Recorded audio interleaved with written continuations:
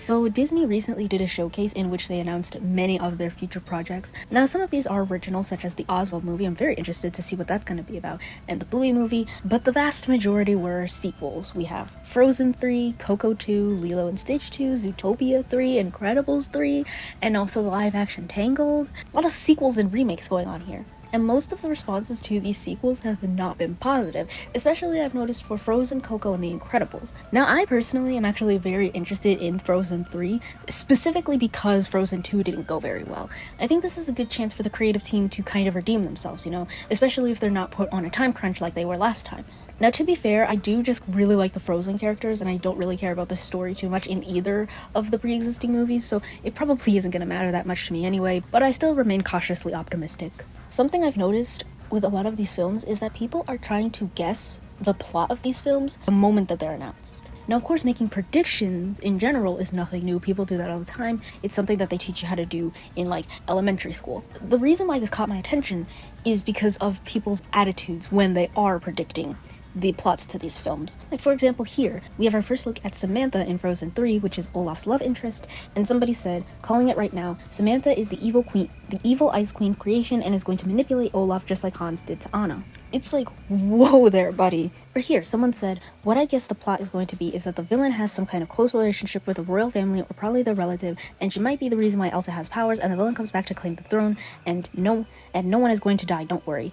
This happened with Shrek 5 when the initial teaser came out, and somebody made a sarcastic comment where they kind of predicted the plot, and then the movie mysteriously got delayed, and we didn't get another trailer for a really long time.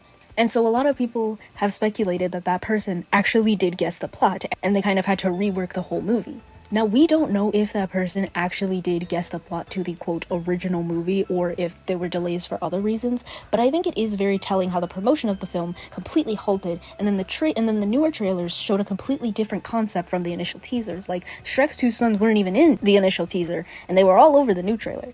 I'm personally raising an eyebrow to Coco 2, and a lot of other people are as well, because the original Coco is like a standalone film. It's very possible that they're going to use the second movie to explore some other aspects of Mexican culture. Because the titular character is kind of dead, so it's like, I don't know what y'all planning to do. Now, I'm personally not a super fan of The Incredibles, but people have been really pessimistic about this movie, and I think it is partially because people felt burned by the second movie. Let's hear what you got. Alright. Well, these Wrap it up. Exit that way. Thank you. Incredibles 3 will follow the children in a quest to prove that they can be real superheroes. The villain will focus on the idea about how not all superheroes are good. And I've seen a lot of people say that that's what the first two movies were about, and I believe the director or the producer has said that he does not wish to age up the children, and a lot of people have pushed back on this, and I agree. I think it is I think it's extremely limiting for the creators to keep Violet, Dash, and Jack Jack at the age they were in 2004, when all of the kids that grew up with that movie are now full adults, right? And I understand that, Pixar is for children first and foremost, but for a franchise that is that old, I think it would be a smarter decision to market more towards the adults. It's like, while I don't doubt that modern day kids have seen The Incredibles, right? Because you can easily just watch it on Disney Plus.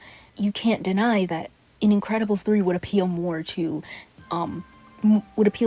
that older crowds. Because it's like, if nothing else, we've already seen them as kids. We kind of get the point, right? Also seeing a lot of people kind of be over the morally gray superhero that turns out to be the villain concept that a lot of recent movies have gone for. And it's like, yeah, I get it. I totally get it. Especially because I think one thing that makes those kind of plots really tiring is that it's often quite predictable what route the hero is going to pick in the end. They're almost always going to pick the more morally just side, right? Like, if a villain is, arguing for, killing a bunch of people because they're causing, problems, the hero, more likely than not, is going to side with, no, we can't take this person's life, even though they were going to take other people's lives. It's like, killing is wrong, ergo we shouldn't do it, even if that person was doing it. Like, they're almost never going to be like, okay, well, even though two wrongs don't make a right, this guy is, objectionably evil, he makes other people's lives worse by being around, ergo we should slime him out. And I understand why kids shows do not often opt to have the protagonist go for the more morally questionable routes, it does make that kind of story kind of boring if you're always just going to go the more morally sound route anyway, you know what I mean? We can definitely circle back to this trope at a later date, and of course there are plenty of exceptions and stuff. There are times where you genuinely would want to take the moral high ground, and it's also like, I do get it, like, children cannot really compartmentalize when it would be appropriate to, stoop down to someone's level in order to produce a greater good. It's like, you can't expect a 10-year-old to handle that completely gracefully, so it's usually safer to go the more, the less objectionable route. The problem is that that doesn't really make for a very interesting story, especially if you're going to do it over and over and over again. It's like one of my major problems with TADC. It's like, what is the point of even having a complex character if you're just going to take if you refuse to engage with any of the, potential commentary that this character provides, right? Again, it is a PG-rated movie, so I'm not expecting too much out of this film in particular, whether it ends up good or bad. But then again, the first Incredibles does touch upon, more mature adult themes without ever getting too graphic or, like, inappropriate for children, right? So it is possible, and we even know that these writers are perfectly capable of doing such a thing. I think that is part of the problem. A lot of people are really sick and tired of interesting concepts being dangled in our faces, and then we just end up with something generic. Because I will die on the hill that a predictable movie is not a bad movie at all. It's like, just because you can pretty much guess where a story is going to end does not mean that that story is bad. A good story does not have to catch you off guard. As long as the story beats leading up to that point make sense, then, it's good. And this is the same thing with twists in a story, right? The twist has to still work organically within the story. It has to be like, you can look back and be like, oh, this plot point was actually misleading me, and now I can see how this twist happened, right? But it seems like people are just sick and tired of the repetitive slop that these studios keep putting out.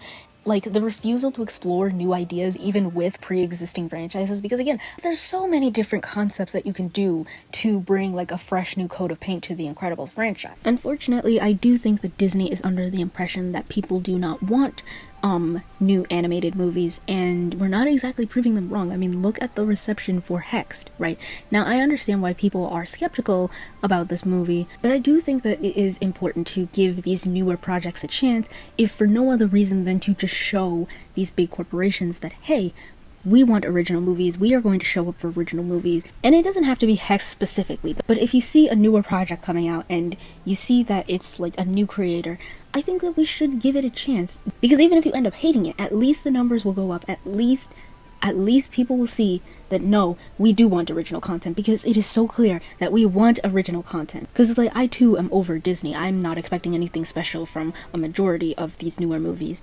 But I think that instead of spending that energy on, watching these films that you're going to be disappointed by, we should invest more energy into giving younger, newer creators, just a fighting chance, right? And, people have been doing this, like, these aren't animated movies, but of course, Backrooms and Obsession did really well, and, that signals to, studios that, hey, you can give newer actors a chance, you can give newer directors a chance, and they can make something that the general public will fall in love with. I think my generation is really, really attached to nostalgia, and I think that that's okay.